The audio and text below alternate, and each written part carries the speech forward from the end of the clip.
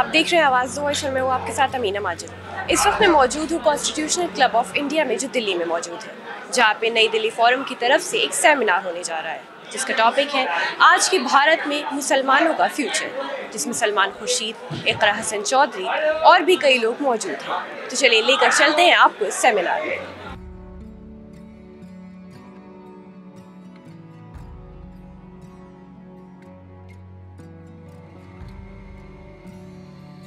What is the future of Muslims in India. मैंने बहुत सोचा और जहन में दो जवाब आए कि हमें जहाँ काम करने की ज़रूरत है, एक एक्सटर्नल हमारी जो रिप्रेजेंटेशन हो रही है मीडिया के माध्यम से, एक उस पर, और एक इंटरनली हम लोगों को अपने अंदर भी झांकने की ज़रूरत है। और जो कमियाँ हमें महसूस होती हैं उनमें अगर सबसे पहले हम पहल करें उन्हें सुधारने की, एक कौम इकट्ठा होकर सर जोड़कर जब बात करें और जो भी अपनी खामियां हैं उनको एक्सेप्ट करके आपस में हम फैसला करें कि क्या हम बेहतर कर सकते हैं, तो हमें जो बाहर से लोग कोशिश करते हैं ट्रिपल तलाक जैसी चीज़ों को लाकर ये हमें बताने की कि वो हमारे सेवियर्स हैं, इन सब चीज़ों से हम बच पाएंगे। दूसरा, जो हमारा एक्सटर्नल रिप्रेजेंटेशन हो रहा है, जो परसेप्शन एक बनाया जा रहा है, उसको सुधारने के लिए सबसे ज़्यादा हमें तालीम की ज़रूरत है। अगर हमारे लोग हमारे बीच से निकलकर हम सब लोग कोशिश करेंगे, मेहनत करेंगे कि हमारी आने वाली जो पीढ़ियां हैं वो बेहतर तालीम हासिल कर सके, ऐसी जगहों पर जा सके जहां से हम अपनी रिप्रेजेंटेशन बेहतर दिखा सकें। मैं आपको बताना चाहती हूँ कि जब मैं स्कूल में पढ़ती थी तो मुझसे लोग अक्सर कहते थे कि you don't look like a Muslim. मैं हमेशा सोचती थी what does that mean, how does a Muslim look like and how not to look like a Muslim. तो जब हम लोग अपनी जहनियत को दूसरों के साथ शेयर करते हैं, उनसे बात करते हैं, तो हमें महसूस होता है कि मुझ में और किसी और कम्युनिटी में कोई ख़ास फ़र्क नहीं है। हम सब ने एक हिस्ट्री एक्सपीरियंस करी है, हम एक मुल्क के लोग हैं, हमारी समस्याएं एक हैं।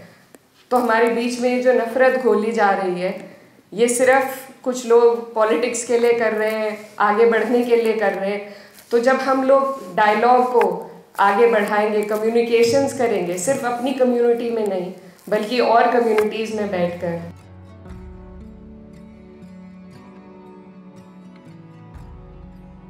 आप कह रहे हो future of Muslims in today's India. मैं कहता हूं can we imagine India without in Muslims. Hindustan की तामीर, उसकी कल्पना नहीं हो सकती है मुसलमानों के बगैर। हम बहुत डिफर करते हो हम राकेश जी, लेकिन इस बात को हम सब मानते हैं कि हिंदुस्तान के मुसलमान के बगैर आप हिंदुस्तान की कल्पना नहीं कर सकते हैं। अगर आप करते हैं तो वो हिंदू पाकिस्तान होगा, और जिसके लिए नेहरू, गांधी, पटेल, बाबा साहब सब ने अपने अपने तरीके से हमें बताया था कि वो नहीं करना है। एक वाकये से शुरुआत करता हूं। मेरे गांव में, बिहार से आता हूं, एक छोटा सा गांव है, अब और भी छोटा हो गया है। पहले पिछड़ा था, अब और भी पिछड़ा हो गया है। कोसी कमिश्नरी में, सहरसा ज़िले में है वो गांव। तो मैं 77-78 की बात होगी, तकरीबन 10 बरस का होऊंगा। तो एक खंडहर नुमा चीज़ हमने देखी। तो मैंने किसी से पूछा, शहर से गांव जा रहा था, कि ये क्या है। तो बताया गया कि नेहरू के कम्युनिटी डेवलपमेंट प्रोजेक्ट में ये मिलन मंदिर बना था, और वो नाम मेरे अंदर असर कर गया। उस मंदिर ने सबको समेटा था, उसमें कोई बाहर नहीं था, सब अंदर थे।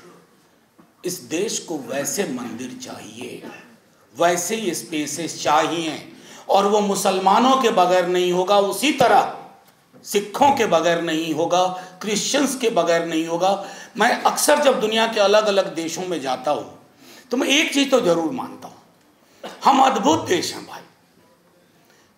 दुनिया की कोई ऐसी चीज़ नहीं है, कोई ऐसा धर्म नहीं है, कोई ऐसी जुबान नहीं है जो इस देश में ना बोली जाती हो।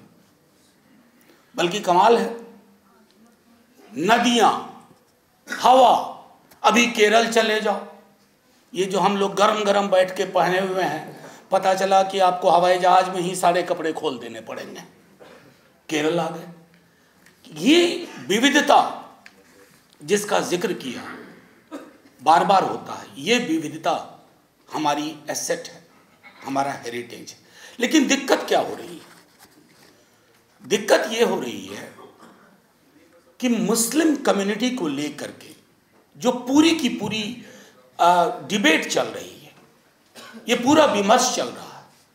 जैसे मैं एक बात कहूं, एक बैठे हुए ख्याल आया शाहिद भाई आपके इनविटेशन के बाद कि बीते 10 बरस में मुसलमानों के को लेकर कितनी किताबें लिखी गई हैं।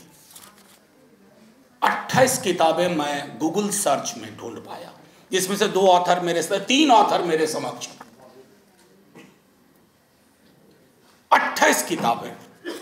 जिस मुद्दे पे बहुत सारी किताबें लिखी जाए ना, वो मुद्दा बहुत अहम है। नेहरू पे देखिए कितनी किताबें लिखी जा रही हैं। मैं क्यों कह रहा हूं? Nehru is under attack. Nehruvian सोच अटैक पे है। तो ये अलहदा मामला नहीं है कि मुसलमानों की आज की पोजीशन क्या है इस देश में, उसको नेहरूवियन आइडिया से भी आप जोड़ के देखिए कि नेहरूवियन आइडिया की क्या हालत है इस देश में। जो लोग आज, कई लोग नेहरू का नाम लेने से बचने लगे। उस पार्टी के अंदर भी, हालांकि मैं मानता हूं कांग्रेस को तो ओपनली कहना चाहिए कि नेहरू कॉपीराइट नहीं है, कॉपी लेफ्ट। वो अवेलेबल है सबके लिए, हम जैसों के लिए, आपके लिए। तो मेरा सिर्फ एक कहना था कि कुछ चीजें हम तय कर लें। इकोनॉमिक मार्जिनलाइजेशन, सच्चर कमेटी ने बहुत कुछ बता दिया, लेकिन लोग हाथ ही नहीं लगा रहे हैं सच्चर कमेटी रिपोर्ट को। बल्कि 8-10 बरस पहले जिक्र होता था, डिबेट सेमिनार होते थे, आज नाम लेवा नहीं है कोई सच्चर कमेटी का। गोपाल सिंह कमेटी रिपोर्ट, और अभी हिलाल लेके आ रहे हैं 5 फरवरी उस रिपोर्ट। मेरा सिर्फ ये कहना है कि अगर हिंदुस्तान के, और this applies to everybody, Hindustan का कोई एक हिस्सा अगर तरक्की नहीं कर पाया तो हिंदुस्तान तरक्की नहीं कर पाएगा। हिंदुस्तान की जो सोच थी वो तरक्की नहीं कर पाएगी।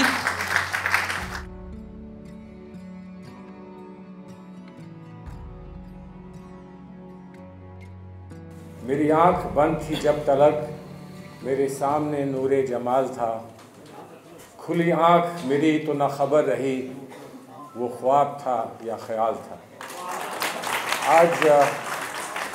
आज जो कुछ यहाँ हुआ है शाहिद साहब, जो बात यहाँ कही गई है, काश कि वो बात हिंदुस्तान में जगह जगह कही जाती।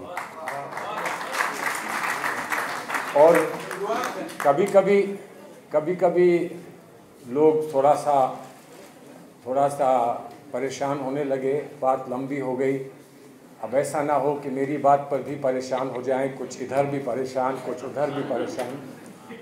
लेकिन कोशिश मेरी ये है कि मैं जो आपने यहाँ पर डायलॉग शुरू करने की कोशिश की है उसको आगे बढ़ा सकूं। अगर ये डायलॉग हो जाए तो बहुत बड़ी बात है। डायलॉग की कमी है, इसमें दो राय नहीं है। और डायलॉग की कमी क्यों है वो सब जानते हैं कि कमी क्यों है। और अगर वो कमी बता दी जाए तो डायलॉग और भी कम हो जाएगा। जो चल रहा है वो डायलॉग भी तबाह हो जाएगा। इसलिए उसको कहने की ज़रूरत नहीं। जिस बात का एहसास है, जो हम समझते हैं, जानते हैं, उसका ज़िक्र क्यों करना। उसका ज़िक्र करेंगे तो डायलॉग को ही तकलीफ़ होगी, डायलॉग ही मुसीबत में आ जाएगा। एहसास और यकीन, एहसास होना बड़ा ज़रूरी है और बिना यकीन के कोई डायलॉग होता नहीं। वो सिर्फ कही हुई बात होती है, उसका कोई असर होता नहीं जब तक यकीन ना हो, ट्रस्ट ना हो। मंडेला साहब को आप जानते हैं कि मंडेला साहब ने जब सालों साल, सदियों तक वहाँ पर बंटवारा रहा साउथ अफ्रीका में, काले और गोरे लोगों के बीच में अपार्थाइड रहा, जिसको हम एक जुल्म समझते हैं इंसानियत पे, तो मंडेला ने जाकर ये कहा था, क्या उसकी शख्सियत उस शख्स की रही होगी जो 28 साल जेल में रहने के बाद एक लफ्ज़ भी उसने शिकायत का नहीं कहा और सिर्फ एक ही बात कही, ट्रूथ एंड रिकन्सिलिएशन। पहले सच्चाई सामने आ जाए, उसके बाद हम बैठकर रिकन्साइल करेंगे, हमें साथ रहना है। आप सब ने कहा कि हमें साथ रहना है, साथ रहेंगे और यकीनन हमको साथ रहना चाहिए, लेकिन पहले हकीकत को समझना होगा। और हकीकत, जैसे आपने कहा, आज से 50 साल 100 साल पहले की नहीं, हकीकत आज की। पहले किसने क्या किया उसका इल्ज़ाम हम पर नहीं लग सकता, आज कोई क्या कर रहा है उसका इल्ज़ाम हम आप पर नहीं लगा सकते, लेकिन इतना तो एक दूसरे से तवक्को कर सकते हैं कि आज जो कुछ गलत कर रहा है उसको रोकने के लिए हम कुछ कर सकते हैं कि नहीं, इस बात को तो हम कह सकते हैं।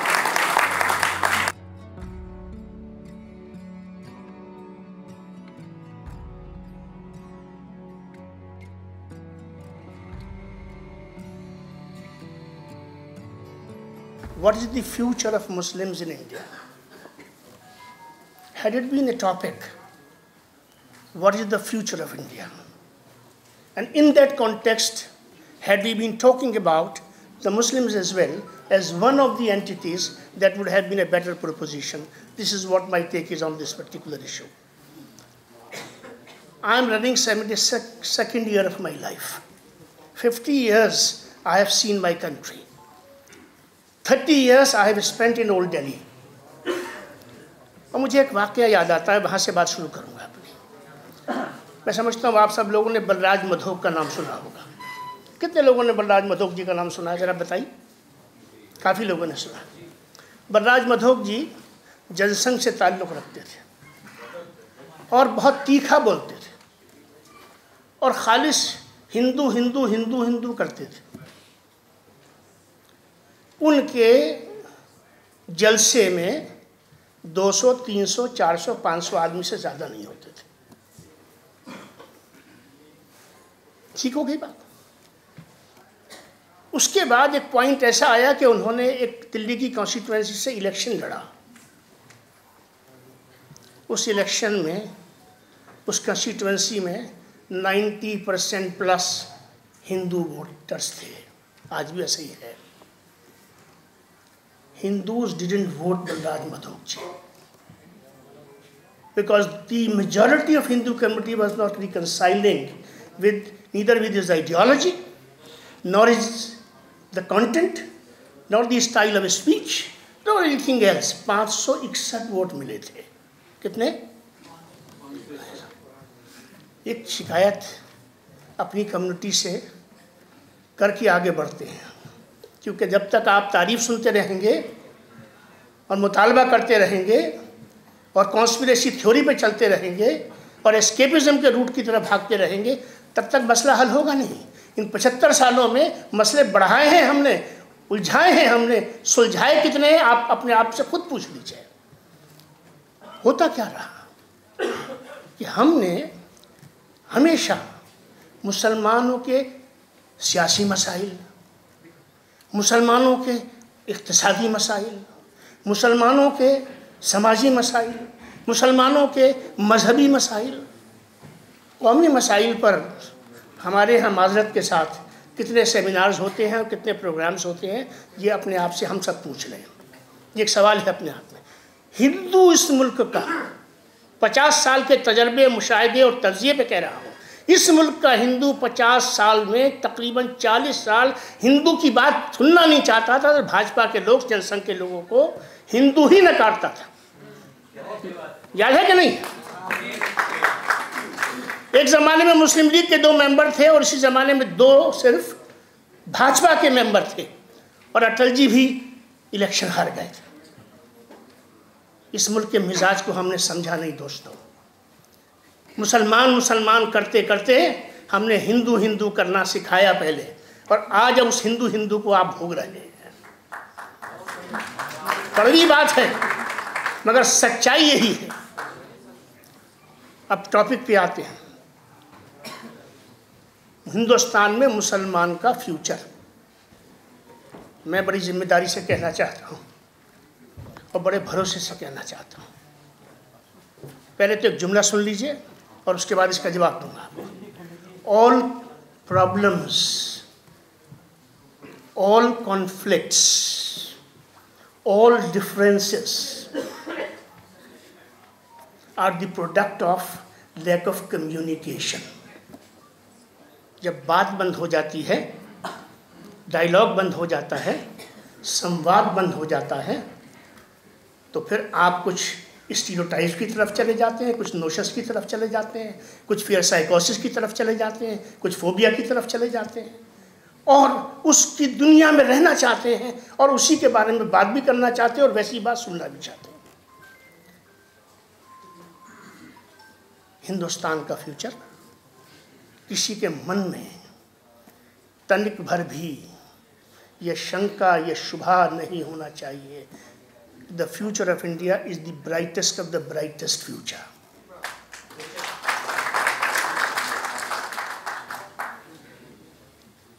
और ये कोई कहने की बात नहीं है।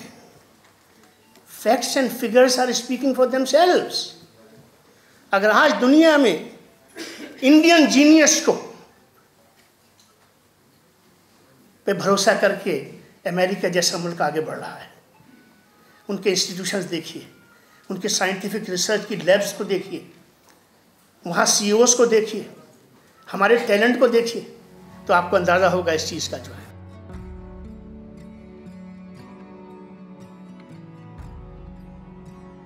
कि जिस 20 करोड़ आबादी के बारे में बात कर रहे हैं, क्या वो एक है?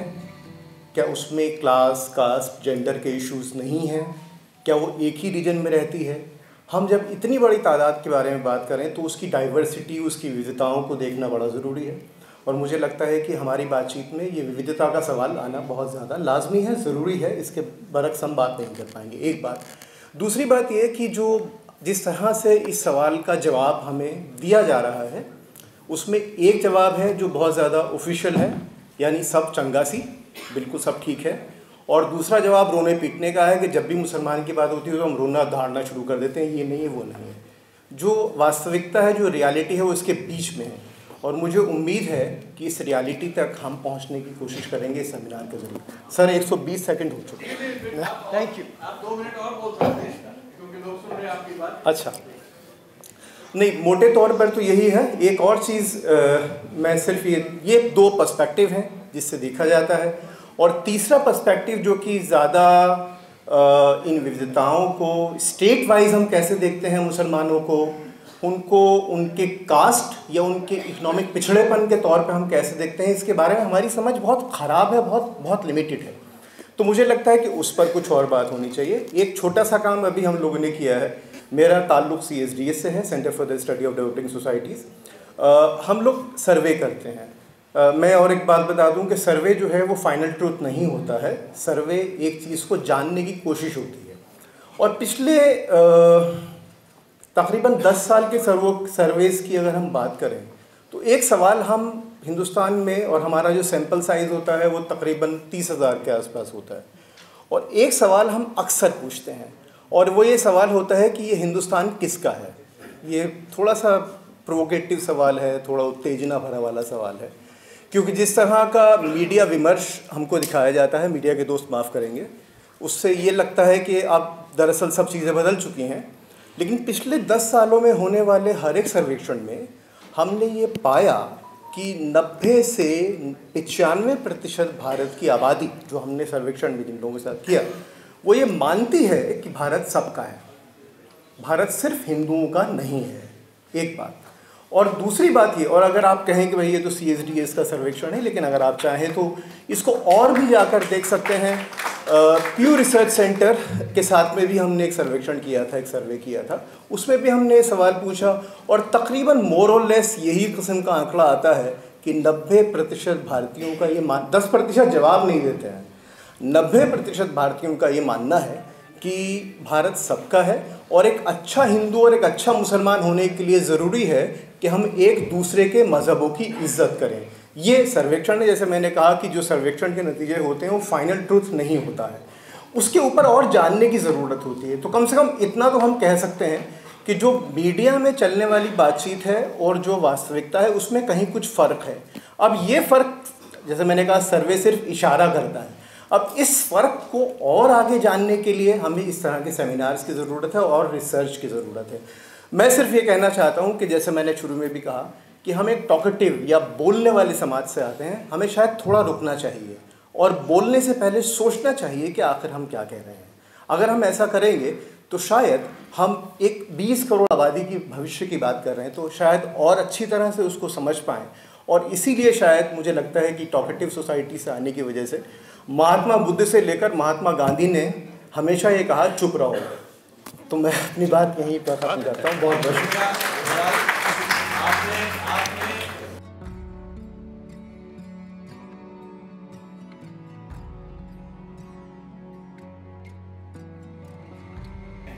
ये समझता हूं कि मुसलमान का भविष्य तो पूरी तरह से महफूज है इस मुल्क के अंदर। इस मुल्क की जान है, इस मुल्क की ज़िंदगी है।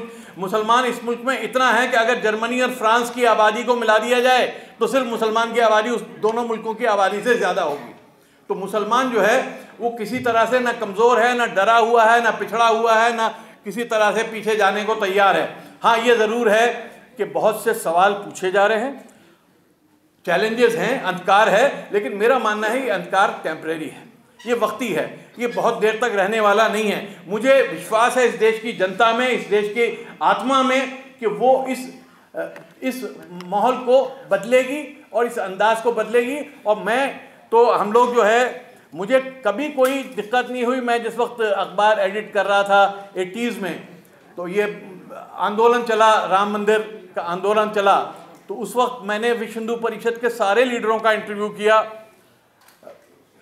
दाऊद दयाल खन्ना, अशोक सिंघल, कोई लीडर ऐसा नहीं था जिसका मैंने इंटरव्यू नहीं किया, जिससे मिला नहीं, जिससे बात नहीं की। तो मेरा मानना यह है कि जिससे आपका विरोध है उससे बात करना ज़्यादा ज़रूरी है बनिस्बत उसके कि जिससे आपकी सहमति है, क्योंकि सहमति वाले से बात करना तो पहले से तय है कि उसने क्या कहना है, आपने क्या कहना है। एक दूसरे को बैठकर खुश हो लो कि आप भी सहमत हो, मैं भी सहमत हूँ। असल सवाल यह है कि जिससे असहमति है, क्यों असहमति है, क्यों झगड़ा है, क्यों इख्तलाफ है, क्यों दर्द है, क्या तकलीफ है। उसके भी कोई तकलीफ होगी, आपके भी कोई तकलीफ होगी, अपनी तकलीफ उसे बताइए, उसकी जानिए, क्योंकि बहरहाल आखिरकार हमें इसी मुल्क में रहना है। कोई ना इस मुल्क से निकाल सकता, ना हम निकलने वाले हैं, और इस मुल्क के इसको बनाने में हमारा रोल रहेगा, उसको कोई रोक नहीं सकेगा। तो इस सोच के साथ हमने इसको किया है। और ये पहला सेमिनार है हमारा। ये मैंने 1980s में बनाया था, नई दुनिया नेशनल फोरम। उस वक्त बहुत से सेमिनार किए थे, उसमें बहुत लीडर्स को हमने उस वक्त बुलाया, लेकिन अब जो है इसको हमने रिवाइव किया है। ये पहला सेमिनार है। इसके बाद हमने अभी से तय कर लिया है 22 फरवरी को हम एक सेमिनार कर रहे हैं एजुकेशन पे, और एक बर्निंग सवाल पे कर रहे हैं कि Y hate has entered educational institutions, discrimination and hate has entered, and how to resolve it, how to fight it। क्योंकि वो खतरा सिर्फ एक कौम के बच्चों को नहीं है, पूरे मुल्क के लिए। अगर एजुकेशन में जब हेट्रेड और डिस्क्रिमिनेशन आ जाता है तो पूरे देश का खतरे में पड़ जाता है भविष्य। तो उसके ऊपर हमने 22 फरवरी को सेमिनार कर रहे हैं। उसके बाद 19 अप्रैल को हम एक और बड़ा सेमिनार करने वाले हैं कि जिसमें हम मीडिया को बुलाएंगे कि role of media in making inclusive India, कि एक ऐसा भारत जिसमें सबको शामिल किया जाए, उसमें मीडिया का क्या रोल है। क्योंकि मीडिया आज डिवाइड करने का रोल, आज जो छोटा भी इख्तलाफ होता है उसको इतना बड़ा कर दीजिए, राई का पहाड़ बनाने का जो काम हो रहा है उससे समाज का और देश का नुकसान हो रहा है। उसके ऊपर भी हम बात करेंगे। उसमें मीडिया की भी दिक्कतें हैं, मीडिया का भी रोल है, उसके ऊपर हम बात करेंगे। तो मेरा कहने का मकसद ये है कि अभी से आप लोग तैयारी कर लीजिए। ये आप आज आए हैं, आपको बार बार आना पड़ेगा। आप सबका इस्तकबाल करूँगा। बहुत बहुत शुक्रिया। और अब जो है बात को आगे हम बढ़ाएंगे। बहुत शुक्रिया सर। अभी आप सुन रहे थे शाहिद सिद्दीकी साहब को। ये जो हमारे मीडिया के साथी हैं, मैं चूँकि मास कम्युनिकेशन का टीचर हूँ, तो इसलिए ये जो नए इंस्टीट्यूट से निकल के आए उनको बता दूं कि ये साहब जो अभी बोल रहे थे, ये ख़ुद अपने आप में इंस्टीट्यूट है कम्युनिकेशन के, और आज से 20-25 साल पहले शाहिद सिद्दीकी ने नई दुनिया स्कूल ऑफ